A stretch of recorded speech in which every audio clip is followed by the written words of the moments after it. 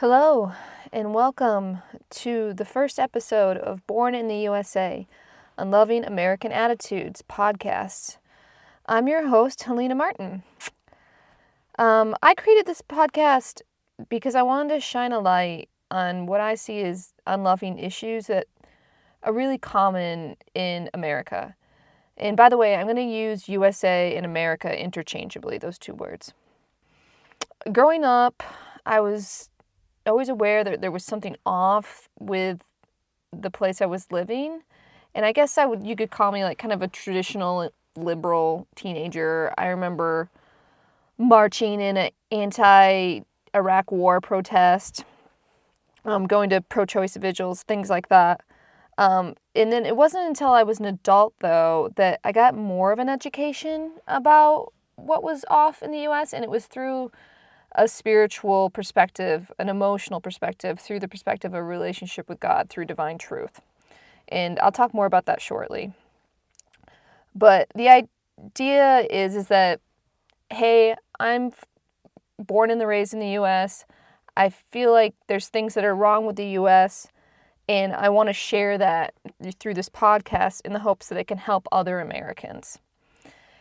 And the idea is that if you really care about somebody, you're honest with them, right? So if somebody has a booger hanging out of their nose, you say, hey, you got a booger hanging out of your nose.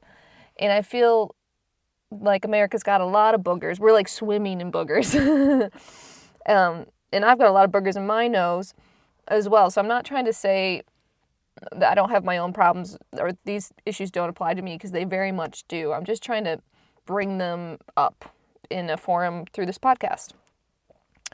So that being said, this is not going to be a podcast that bashes the U.S., but it's also not going to exalt the U.S. either. I'm going to try to be as straight as possible with my assessment moving forward.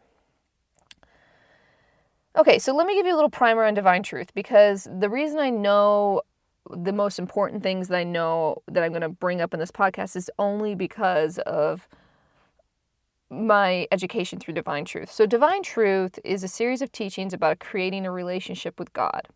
It's taught by a couple, Jesus and Mary Magdalene, as in Jesus and Mary Magdalene from the Bible, as in Jesus and Mary Magdalene from the first century. So they've got a huge YouTube channel with like thousands of hours of material and a website, and they do talks all over the world. So if you want to learn more about them, please go straight to their website, straight to their YouTube channel. You may not be interested in this podcast if you're not into divine truth at all, because I'll be using divine truth language. I'll be referring to what Jesus and Mary say a lot. And you might be thrown off by the fact that they're claiming to be Jesus and Mary.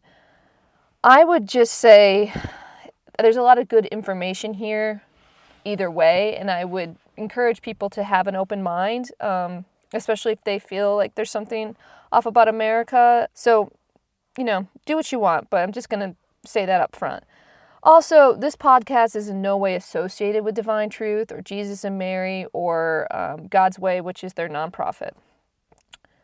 Okay, so now with that housekeeping out of the way, let me just tell you about today's episode. So we're going to go over one of the biggest issues that plagues America, and that is entitlement. Big issue. So the way this is going to go is I'm going to define entitlement. Secondly, I'm going to explain how it relates to the U.S. specifically and how that affects the rest of the world. And I'm going to wrap up by talking about how to fix the entitlement problem in the U.S. Spoiler alert, it's all about fixing yourself. All right, so let's pop things off. Let's define entitlement. All right, Webster defines entitlement as the belief that one is deserving of or entitled to certain privileges.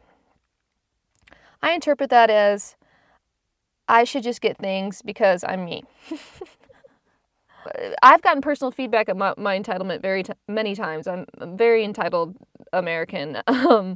When I first was interested in participating in some of the activities that God's Way, which I mentioned is Divine Truth's nonprofit arm, activities, I was having some back and forth with directors of God's Way at the time via email. And they told me I was entitled. Like before I even got there, it said that I, quote, have a feeling that I want to be given to than a feeling of wanting to give. So this is another way to see entitlement, right? It's about me, me, me, me, me. I want things given to me. I'm not concerned about giving things to others. I don't have truly a heart for service. And that can be deceptive, right? Because throughout my life, I've volunteered for lots of different causes, mostly in animal shelters and in hospitals. But in those instances, I still wanted something in return. I wanted a feeling that I was a good person, mostly to cover up shame. So to have a pure desire to not be entitled and to give to others, it's more rare than you would think, and it might not be obvious. The way I define entitlement is that I have a demand that I do not have to feel uncomfortable feelings or discomfort generally, and that circumstances should favor me. And I feel that this is a pretty common belief system with most Americans. That segues into the second part of this episode, in that I'm going to explain how entitlement is specific to the US. So I guess I should say here that every country has its own issues. Like, people in Sweden are really stoic. People in Australia, where I live right now, they're really laid back to the point where it can get apathetic. But the US, one of its big issues is entitlement. Some other ones are facade and fear and lack of truth, which I will cover in future episodes. So this is just speaking generally. And also that entitlement is a big problem in all Western countries. Just in the US, it's on steroids. And part of that is because the USA, and this is something that Jesus has told me, is all about comforts. And we feel entitled to have our comforts. We feel entitled to have emotional comfort, meaning we don't have to feel things that we don't want to feel. And that drives a lot of our demand for physical comforts. And then thirdly, we don't want to change our lifestyle. We feel entitled to the lifestyles that we have in the US. So let me quote exactly what Jesus said to me. So he was giving me some feedback about one of my biggest issues is that I have this entitlement that I don't need to feel unpleasant emotions, or just emotions generally.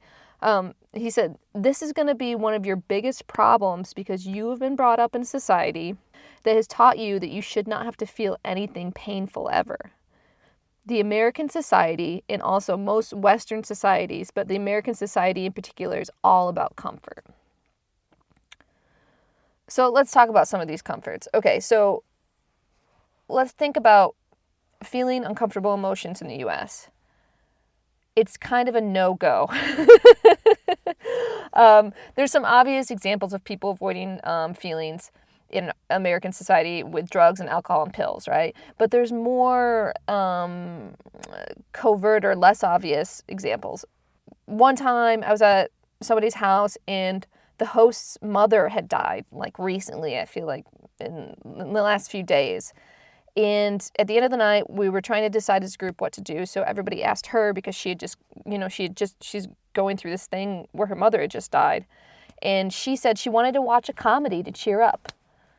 And we all agreed with that because that's something our society supports. Hey, are you feeling down? Let's watch a comedy to cheer up. There's a whole term for this. It's called self-care. Meaning in America, it's okay to distract yourself from how bad you feel, with the classic example of a bubble bath or shopping or eating or watching a comedy. This is all seen as normal and okay. Or in America, there's a big workaholic culture. So you can also avoid unpleasant emotions by just powering through and working. And generally, we just all kind of reinforce this to each other in groups. Like if somebody in a group of girls is crying, I would feel like immediately another girl would say, "What's wrong, girl? Don't cry. It's going to be okay. Like, let's talk this out." And I would say the biggest emotion Americans feel entitled not to feel is fear. Fear. Terror. Like being afraid. That's something that we feel like we shouldn't have to feel. We feel like we should be able to have gated communities and have the lights on all night and feel safe and secure at all times because we don't want to feel about how unsafe we feel. I mean, the lights on at night is one thing. If you look at a map of the world at night, I mean, America is just lit up. We feel totally entitled to use up electric resources just so we can feel secure at night. And I get why we feel that way, because people do evil things at night. I did evil things at night when I used to do graffiti. There's a reason there's that phrase that good works are done in the light of day. The problem is that we feel entitled as Americans not to feel how scared we are, not to feel how insecure we feel. So instead, we just leave the lights on all night. This might seem like not a big deal, but this entitlement not to feel fear, it can lead to war, like world wars. And we'll talk more about this later. Yeah, and hoarding money. That's another fear-based response that we feel entitled to as Americans. Like, oh, I need to have this money, even though I could be using this money to help others. And we're the most wealthy country in the world, and we could distribute our resources to other people who need them. But no, I want to hoard my money because it makes me feel secure. So we talked about the entitlement not to feel certain emotions. And now we're going to talk about how that affects even more physical comforts. We just talked about having the lights on all night. But this is encapsulated really well by this quote by Brene Brown. Brene Brown is a researcher from Texas, an American, and she did this really good TED Talk about vulnerability, which I take to vulnerability to me is being honest and being yourself and feeling your emotions. And she said, as a society, we tend to react to this uncomfortable feeling by denying our vulnerability. That is how we became the most in-debt, obese, addicted, and medicated adult cohort in U.S. history. It's true. If you don't want to feel something, shop and spend your money. Now we're in debt. If you don't want to feel something, eat something. Now we have an obese nation. If you don't want to feel something, have a drink. We're the most addicted nation. If you don't want to feel something, take a pill. We're the most medicated adult cohort in U.S. history, as she's explained. And she famously said in the same TED Talk that instead of feeling, we want to have 2 beers and a banana nut muffin. Let's talk about some other examples that might not seem super obvious that we have entitlement to in America physically for comforts. This is outlined a bit in a talk Jesus did called Blocks to Spiritual Progress in the USA, and I'll put links to this in the show notes along with any other media that I've mentioned in this episode. So let's talk about some essentials, food and water. So food. In America, we are super entitled about food. We're the land of free refills. We become very upset if we go to the grocery store, which our grocery stores are way bigger and have way more variety than any other grocery store I've been to in any other country. We get really upset if a grocery store is missing our favorite item. We don't feel like grocery stores providing us food is a gift. We feel entitled to it. Water. We expect other people to pump water to us. Where I live in Australia, I live in a regional area, and there's water tanks everywhere. And when I lived in America, I didn't notice so many water tanks, or if people had water tanks, it was just to water their garden and be used outdoors. It wasn't to use for everyday life, washing, cleaning, flushing the toilet. And in fact, we use a lot more water than the rest of the world. So we just really feel entitled to have as much water as we want. Somebody else needs to pump it for us. We don't want to catch our own water. It's entitlement. That's the root of it. Another physical comfort that that always gets me when I go to the U.S. and when I back from Australia is that there's this feeling that you should be able to adjust the temperature to whatever you want when you're inside, even if it's only slightly cold or warm. Maybe in the spring or in the fall or in the summer, depending on where you live, you might keep the AC off, but especially in urban areas, like where I grew up in the country, it wasn't so much like that, but in urban areas, people are like, oh yeah, like I feel slightly uncomfortable, turn the heat up. And that's how I felt. And then moving out here, living with Aussies, they're, you don't, take a hot water bottle to bed if you're cold, open the windows if you're hot, just figure it out. But don't just change the temperature on the AC because you feel slightly uncomfortable. Just feel slightly uncomfortable. This is a good segue into my third point about entitlement in the U.S. in that we have this lifestyle that's very energy sucking, right? We're using way more energy than the rest of the world per capita. And we don't want to change that. We feel entitled to keep this unloving lifestyle. So an historical example of this is this fireside chat speech in 1977 by then U.S. President Jimmy Carter. Jimmy Carter was like this pretty down-to-earth president. He was a peanut farmer.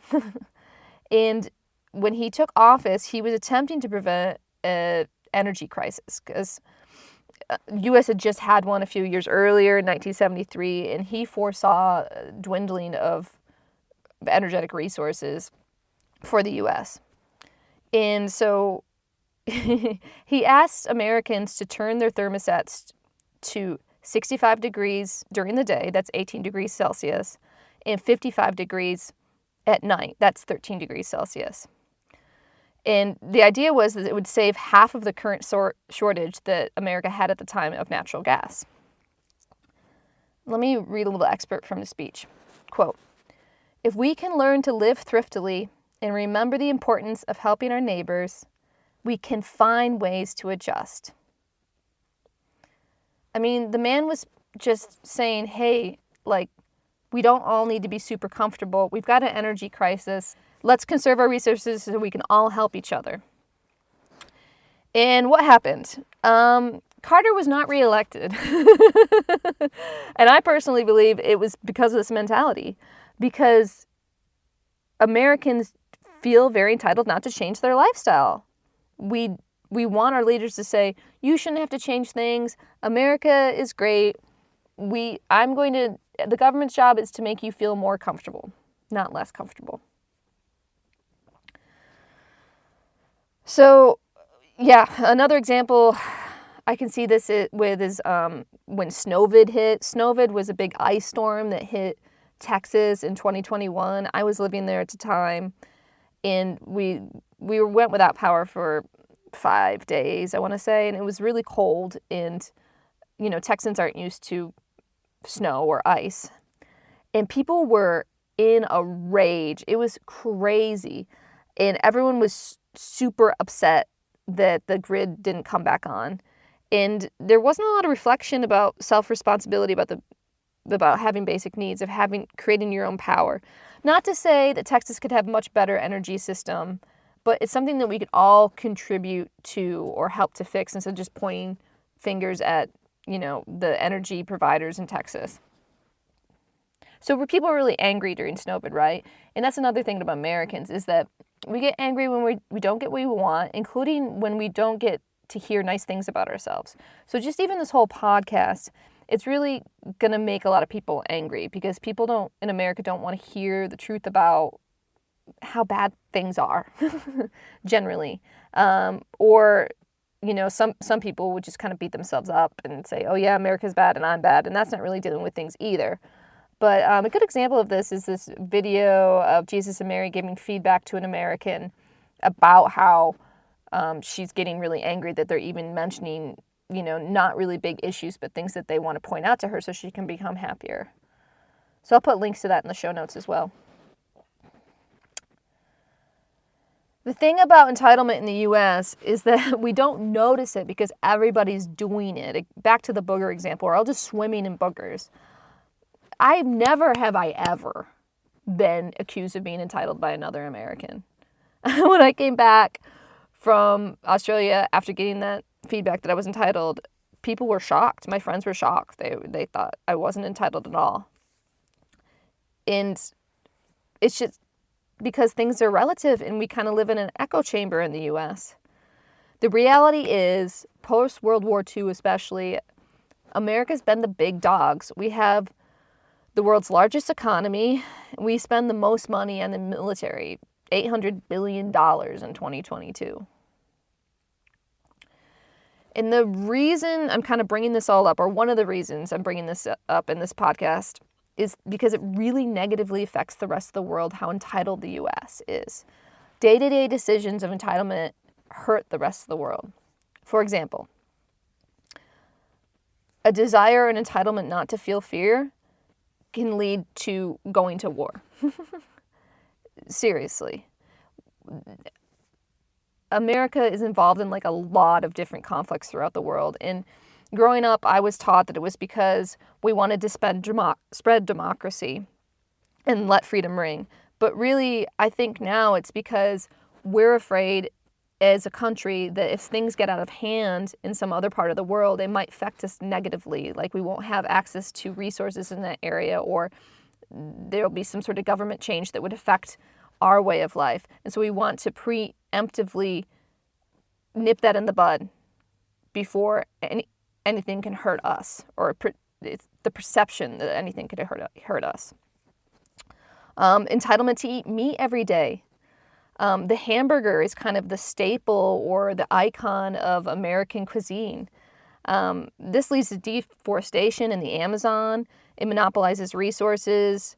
It contributes to starvation and poverty in others in the other parts of the world. Entitlement to drugs, like party drugs. This leads to violence in Central and South America.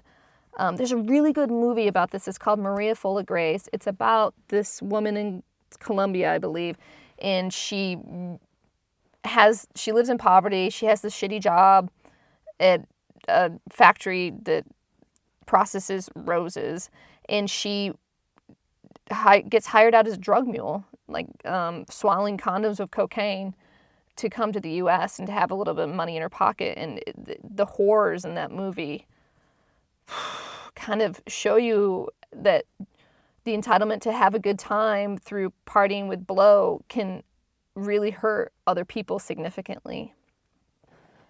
Okay, so after all of that explanation of entitlement and how it relates to America, which was, not great news, probably not easy to hear, I want to finish this episode by talking about how to fix this problem, because I want this podcast to be a solution-based podcast.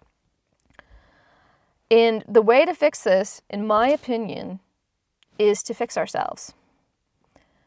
This is a process I'm just at the very beginning of, so I'm learning along with y'all. And one of the hallmarks of trying to fix ourselves is just appreciating and valuing self-responsibility. If we want things to change, we have to take responsibility for what we're doing. So, an example of this from my own life is that for a long time, well, ever since I was a little kid, I've always cared really a lot about the environment, and it's made me very upset to see forests clear cut or development of any kind, and it's just very upsetting to me, the destruction of the environment. And I found out about the benefits of going vegan in that it really contributed to helping the environment, because a lot of land is clear cut for cows. And by eating meat and drinking dairy or eating dairy, you're contributing to the destruction of wildlife in the world. And so I knew this, but I held off being vegan for 6 years. I was a vegetarian for all those years, but I wouldn't go vegan because I felt entitled not to feel my feelings of how people would think about me if I went vegan. Basically, I was afraid that people would think I was a prima donna.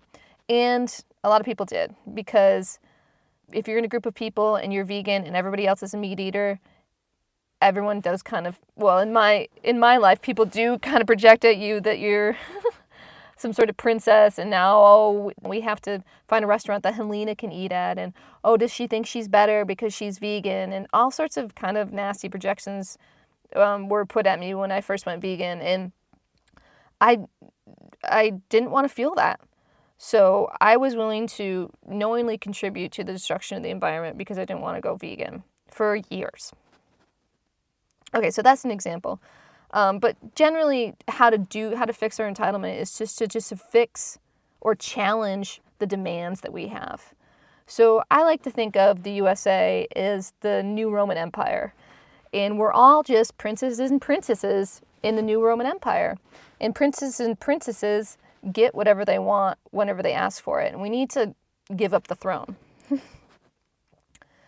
Another reason you want to focus on yourself is because you really can't change other people. It doesn't work trying to change other people.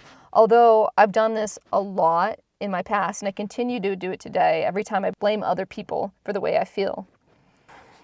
A good example of this is a woman who is married to an alcoholic, and she asks him to stop drinking.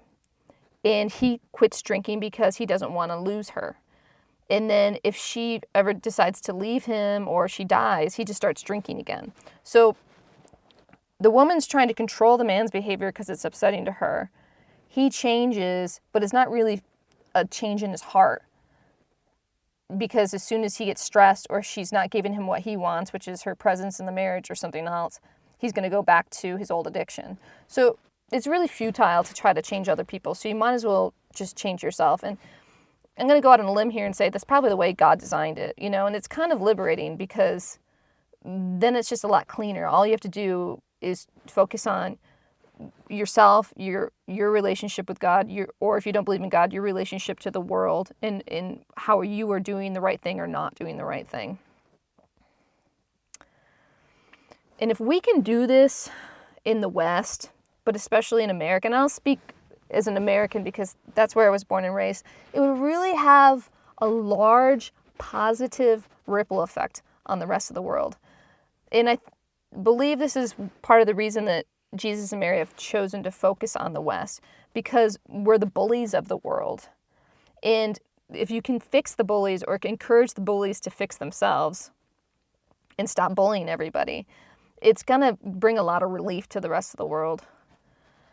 You can liken it to the U.S. having its boot on the neck of a lot of other countries, It's quite oppressive, I'm sure.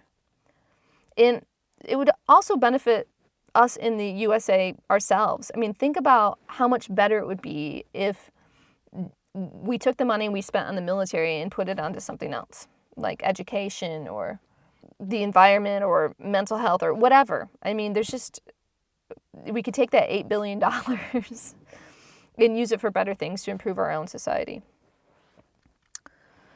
So, yeah, to wrap things up, in conclusion, entitlement is the idea that I should get things just because I'm me. Entitlement is something that all Westerners have, but Americans challenge it the least and feel very entitled not to challenge it. And it has very, very horrible negative effects on other countries of the world, especially non-Western countries. And the way to change is to start with the individual, because we cannot change other people. So I haven't talked a lot about God in this episode, but that's kind of what Divine Truth is all about, and that's something that I'm attempting to be all about as well.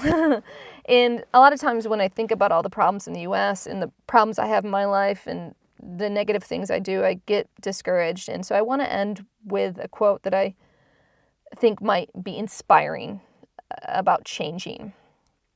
And this is from the book Through the Mist, which is kind of a Divine Truth staple. It's about a guy who's going through the spirit world after he passes and the people that he interacts with. So here we go. Quote, "When God works for man, it is always in conjunction with man. It is no canon of divine law that the master should do all the labor and the servant gives the orders.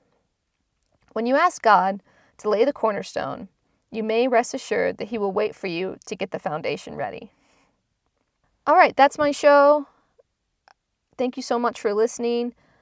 If you want to learn about what future episodes are going to be about, or more about me, or if you want to contact me, hit me up at my website, helenasuemartin.com, and you'll find a tab there for podcast and for contact. Thanks so much.